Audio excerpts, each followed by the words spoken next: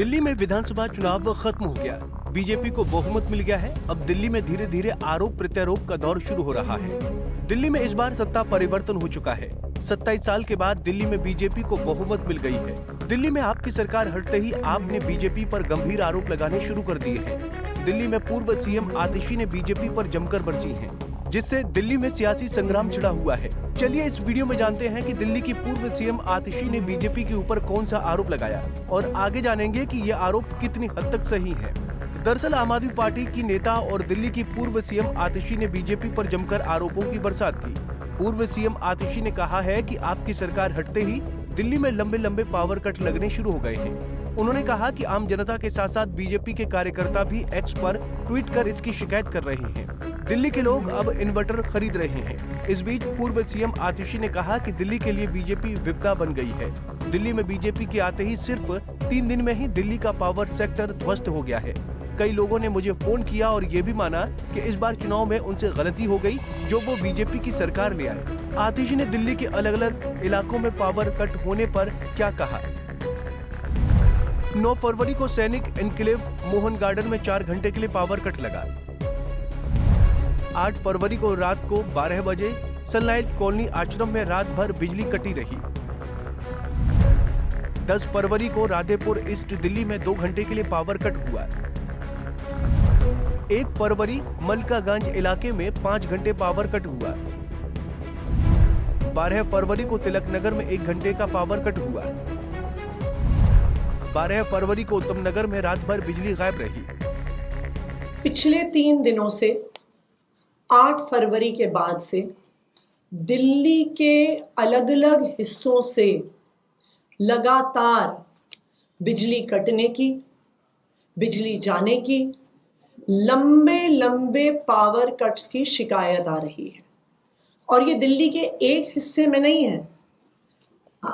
आप अगर social media पे जाके देखेंगे, सबसे पहले 9 फरवरी सैनिक एन्क्लेव मोहन गार्डन 4 घंटे के लिए पावर कट लगा।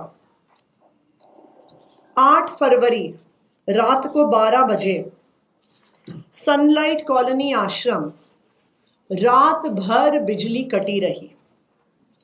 10 फरवरी राधेपुर ईस्ट दिल्ली में 2 घंटे के लिए पावर कट हुआ। 10 फरवरी विकासपुरी KG2 इलाका 4 घंटे का पावर कट हुआ। 11 फरवरी आनंद पर्वत रोहतक रोड 2 घंटे से लंबा पावर कट। 11 फरवरी मलकागंज एरिया 5 घंटे पावर कट हुआ। 12 फरवरी तिलक नगर 1 घंटा लंबा पावर कट। 12 फरवरी उत्तम नगर विकास नगर एक्सटेंशन रात भर बिजली गायब। और ये सबसे इंटरेस्टिंग, भारतीय जनता पार्टी के एक पदाधिकारी का ट्वीट कि संगम विहार इलाके में 6 घंटे से ज्यादा पावर कट हुआ। ऐसे सैकड़ों उदाहरण पिछले 3 दिन के जो सारे ऑनलाइन, जहां पर दिल्ली के अलग अलग हिस्सों से दिल्ली के लोग BSES को, टाटा पावर को अपने CA नंबर के साथ ट्वीट कर करके बता रहे हैं, north Delhi, south Delhi, east Delhi, west Delhi. आप अगर देखते जाइए मलिकपुर, न्यू दिल्ली, और ये अनेकों हिस्सों से। अब पूर्व सीएम आतिशी के आरोप बीजेपी के प्रदेश अध्यक्ष वीरेंद्र सचदेवा ने कहा कि दिल्ली की जनता जानती है कि आप प्रमुख अरविंद केजरीवाल सरकार और निजी राजधानी पावर डिस्कॉम के बीच मिलीभगत से वर्षों से बिजली उपभोक्ताओं को लूटा जा रहा है।